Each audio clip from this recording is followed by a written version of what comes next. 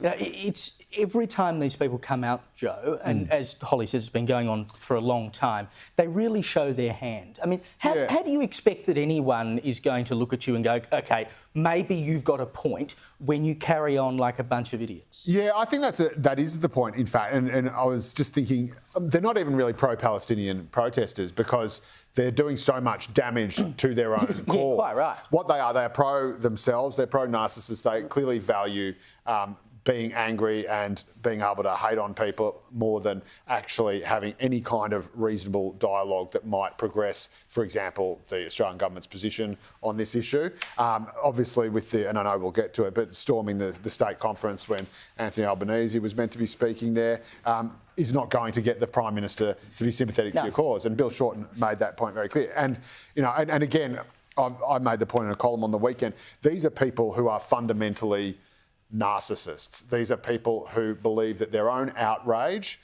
or indeed their own conscience, as Senator Payman put it, is more important than anything else. More important than the party that they're damaging horrendously in the case of Senator Payman. But in the case of these people who apparently believe that this is the most important issue on earth, more important than the actual plight of the Palestinian people, because of course when they get out there and behave like a bunch of violent thugs, then it just makes every single mainstream Australian and every single mainstream Australian political party thinking, well, whatever the situation, we cannot be aligned with these guys. We cannot be aligned with this guy's cause. So, and we've seen it all. I was a student socialist protester back in my day, and thank Christ I grew up. But the other.